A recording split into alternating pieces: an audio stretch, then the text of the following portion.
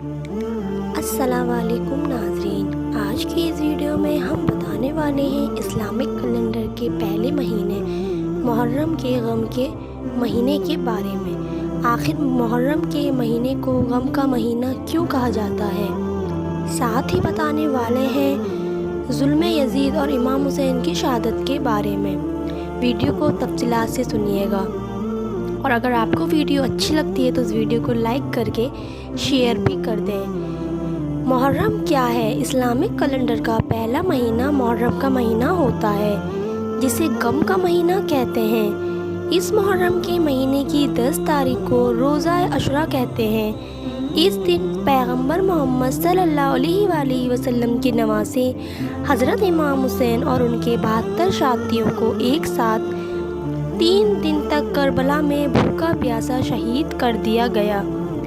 इन शहीदों में हज़रत इमाम हुसैन रज़ियल्लाहु ताला अन्हा के सबसे छोटे बेटे अली असगर भी शामिल थे, जिनकी उम्र सिर्फ 6 माह की थी।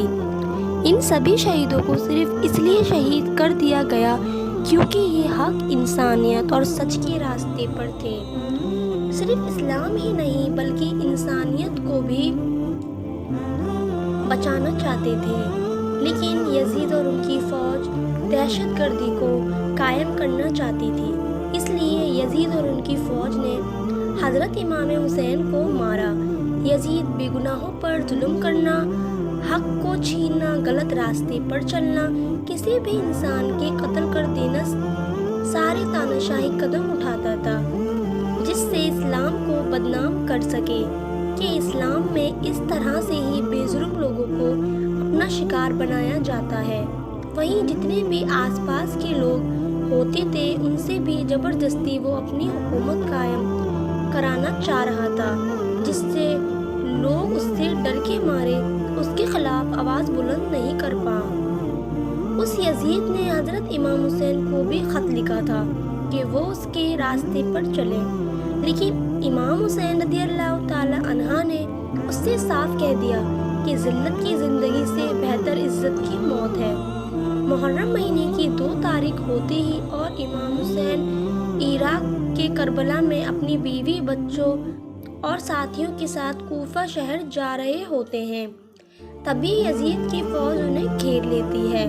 पास में नहर फुरात पर भी पाबंदी लगा देती है कि जिससे इमाम हुसैन और उनके काफिले तक पानी ना पहुंचाया जा सके। 2 मुहर्रम से लेकर 7 मुहर्रम तक इमाम हुसैन और उनके काफिले के पास जितना भी पानी था वो ख़त्म हो जाता है। 7 मुहर्रम से लेकर 10 मुहर्रम अशुरा तक इमाम हुसैन का पूरा काफिला भूखा प्यासा रहता है। इस काफिले में छोटे छोटे बच्चों से लेकर 80 साल तक के बुजुर्ग भी शामिल थे, जिन्हें एक पानी बूंद तक न मिल सकी। और आखिर में यजीद की फ़ौज ने जब देखा कि इमाम हुसैन और उनका काफिला भूखा प्यासा रहने के बाद भी अभी तक यजीद के साथ होने के लिए तैयार नहीं है, तो यजीद की फ़ौज ने हज़रत इमाम हुसैन के काफिले पर हमला कर दिया। इस तरह दोपहर 4 बजे तक हज़रत इमाम हुसैन के काफिले में से 70 लोगों की शहादत हो चुकी थी।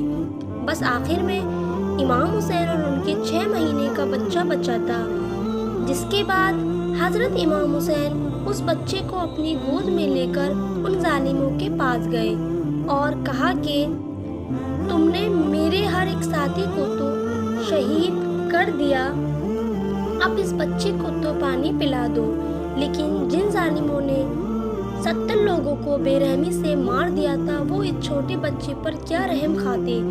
उनकी फौज में से एक हुरमुल नाम के तीरमताज ने 3 मुंह का तीर निकाला और उस छोटे से बच्चे के गले पर मार दिया।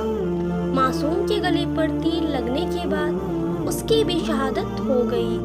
बाद में उस जालिम फौज ने इमाम हुसैन पर भी तीर, तलवार, नेज़े की बारिश कर दी और इमाम हुसैन भी शहीद हो जाते हैं। वहीं इमाम हुसैन की बीवी, बच्चे, बहनें और एक बीमार बेटा यजीद की फ़ौज इन सभी को कैदी बना लेती है, जिन्हें करबला इराक से सीरिया के दमिश्क तक पैदल ले जाकर कैद कर देती है। बस यही वो मंजर था جس پر ہر ایک دھرم کا انسان حضرت امام حسین کی شہادت کو یاد کرتا ہے۔ حضرت امام حسین اگر یزید کے راستے پر چلے جاتے تو شاید یزید انہیں قتل نہ کرتا، لیکن امام حسین نے 61 ہجری یعنی تقریباً 1400 سال پہلے بتا دیا تھا کہ انسانیت اور حق پر چلنے والا انسان کبھی ظالم کے آگے اپنا سر نہیں جھکا سکتا۔ ان کی جان چلی گئی لیکن وہ ہمیشہ حق پہ اور سچ پہ ہی رہے۔ آج بھی لوگ حضرت امام حسین کا غم بناتے ہیں، ان کی شہادت پہ روتے ہیں، اور یزید کا نام و نشان تک دوستوں مٹ چکا ہے۔ دوستوں، جھوٹ اور فریب زیادہ دن تک نہیں رہ پاتا۔